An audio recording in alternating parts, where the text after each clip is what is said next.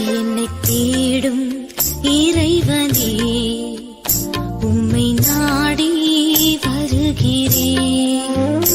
என்னை தேடும் இறைவனே, உம்மை நாடி வருகிறேன்.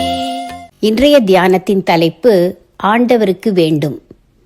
வாசிக்க வேண்டிய திருமறை பகுதி லூக்கா 19ஆம் அதிகாரம் வசனங்கள் 28 முதல் 40 வரை. ஆண்டவருக்கு வேண்டும். அது ஆண்டவருக்கு வேண்டும் என்று சொல்லுங்கள்.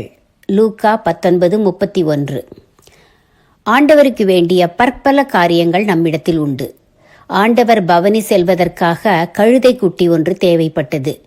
இன்றும் ஆண்டவர் மகிமைப்படுவதற்காக அவரை உயர்த்தி காட்ட கழுதை குட்டிகள் தேவைப்படுகின்றன. இயேசு கிறிஸ்து அந்த கழுதை குட்டியின் மீது ஏறிச் செல்லும்போது பரலோகத்தில் சமாதானமும் உன்னதத்திலே மகிமையும் உண்டாவதாக என்று தேவனை புகழ்ந்தார்கள். இன்றைக்கும் அவர் நாமத்தை சொல்லி மக்களை மீட்புக்கு உள்ளாக வழிநடத்தவும் தேவனுடைய பிள்ளைகளாக்கவும் அவர் பணி செய்யவும் பணியாளர்கள் வேண்டும்.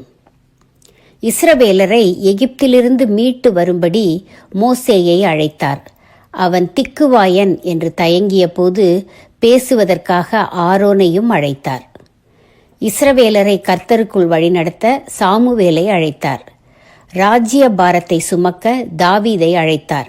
இப்படியாக இஸ்ரவேலரை நெறிப்படுத்த ஏசாயா முதல் மல்கியா வரை பல தீர்க்கதரிசிகளும் வேண்டியதாயிருந்தது. புதிய ஏற்பாட்டிலும் கிறிஸ்து தனக்கு வேண்டிய சீஷர்களை அழைத்தார்.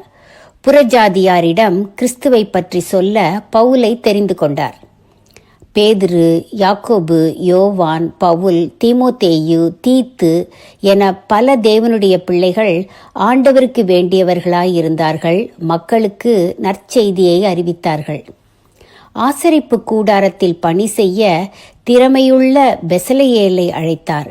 கானான் நாட்டை வேவு பார்த்து வர தைரியமும் விசுவாசமும் உள்ள யோசுவாவையும் காலேபையும் அழைத்தார். இன்றும் நீ ஆண்டவருக்கு வேண்டும் என்று தன் பிள்ளைகள் இதயங்களில் சொல்கிறார். ஊழியர்கள் கீழ்ப்படுகிறார்கள். கழுதையைப் போல வாகனம் வேண்டும் என்கிறார். நாம் அவரை ஏற்றிச் செல்லும் வாகனங்களாக வேண்டும்.